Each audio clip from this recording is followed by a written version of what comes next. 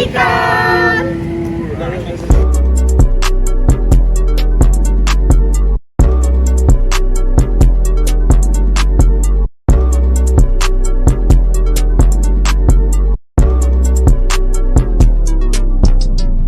Bitch, I'm taking off, I'm flowing out of space. Been too many racks, designer on my waist. Shawty said she feeling me, wanna ride my way. She should be my everything, she just wanna be safe. I don't need no new friends, I'm coolin' with my gang. Bitch, I'm all about my money, I don't play. Said baby, please don't leave, she want me to stay.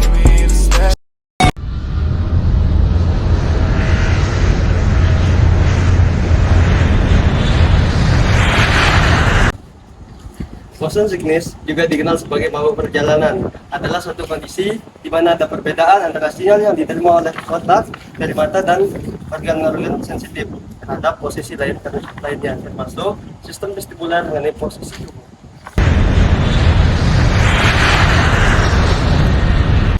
Gejalanya bisa beragam dan dapat mencakup gejala gastrointestinal, sistem saraf, dan otonom.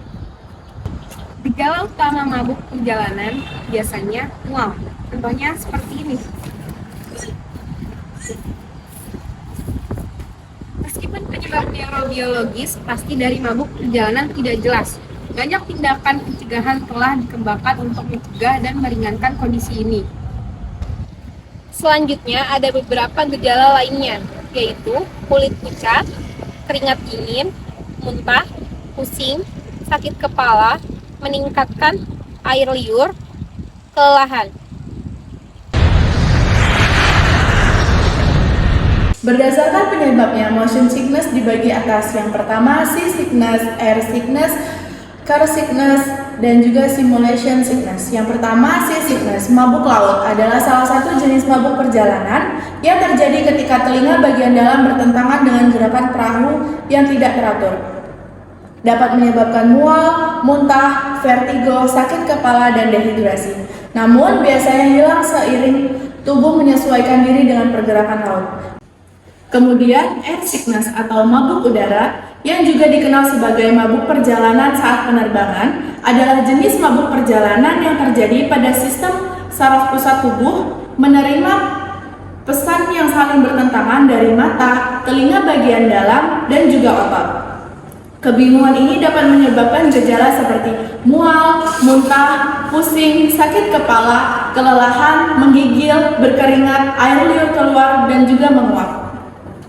Selanjutnya, car sickness atau mabuk kendaraan adalah salah satu jenis mabuk perjalanan, yaitu perasaan tidak enak yang terjadi pada saat berpergian dengan transportasi apapun. Hal ini terjadi ketika otak menerima informasi yang bertentangan dari telinga bagian dalam, mata, dan saraf pada persendian dan otot. Yang terakhir adalah simulation sickness. Mabuk simulasi adalah jenis mabuk perjalanan yang dapat terjadi saat menggunakan realitas virtual atau VR atau sistem realitas yang diperluas. Hal ini dapat menyebabkan ketidaknyamanan, pusing, mual, dan gejala lainnya.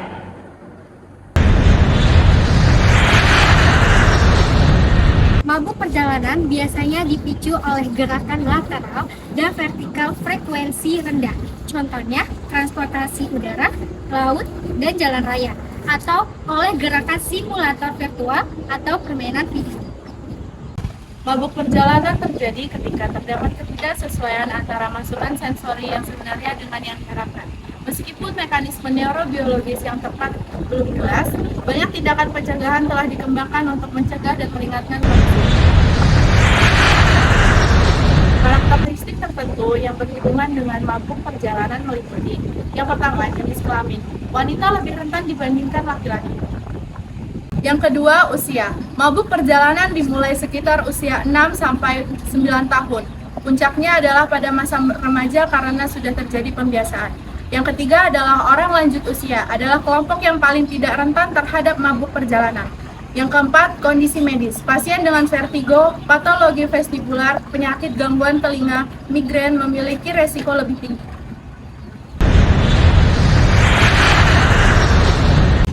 Apa itu sistem vestibular?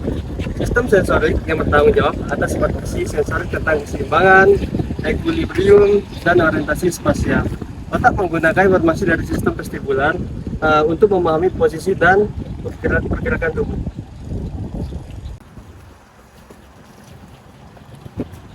Di mana letak vestibular? Telinga bagian dalam. Penyakit ini dapat diprovokasi oleh pergerakan yang tiba-tiba seperti saat berada di perjalanan yang tidak rata, penerbangan yang berputar, dan pelayanan yang bergelombang. Pencegahannya, 1. Hindari membaca dalam perjalanan dan tidak duduk di kursi yang menghadap ke belakang. 2. Berada dalam posisi di mana mata selalu lihat gerakan yang sama dengan dirasakan tubuh dan telinga. Selanjutnya, yang ketiga, berada dalam posisi di mana mata selalu melihat gerakan yang sama dengan yang dirasakan tubuh dan telinga. Kalau di pesawat, duduklah dekat dengan jendela yang melihat keluar. Duduklah di bagian dekat sayap, di mana gerakan terasa paling minimal. Yang keempat, makan makanan ringan sebelum berpergian, atau menghindari makanan jika sudah merasa mual. Yang kelima, hindari menonton atau berbicara dengan penumpang lain yang mengalami motion sickness. Selanjutnya yang keenam, jaga agar kepala tidak bergoyang-goyang saat duduk di sandaran kursi. Ketujuh, hindari merokok atau duduk di sebelah orang yang sedang merokok.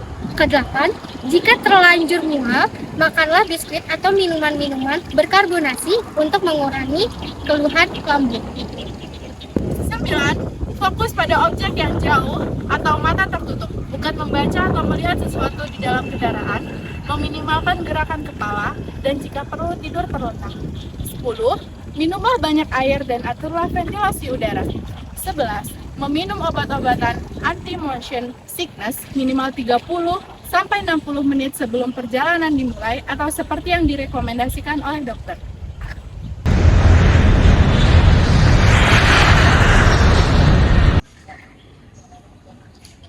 Penata laksanaan motion sickness, obatnya dibagi menjadi dua jenis.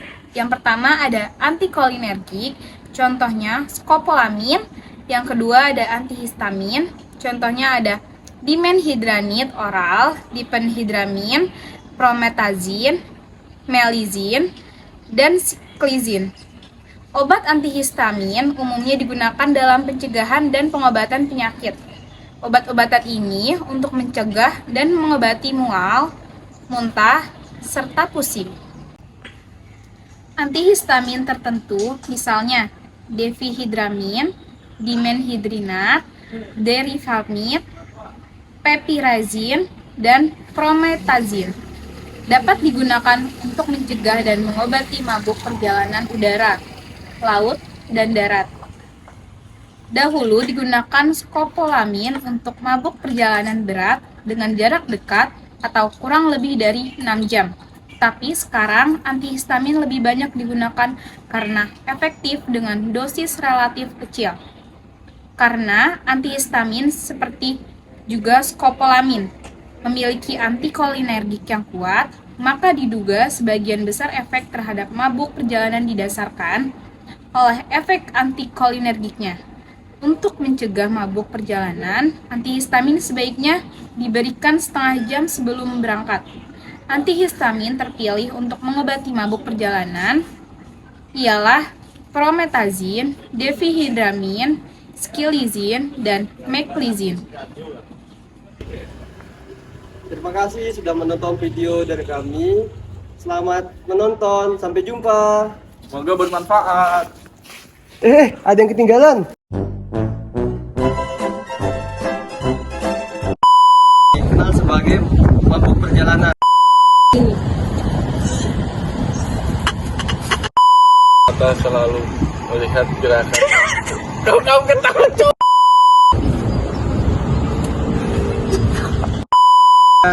Ikuti berat.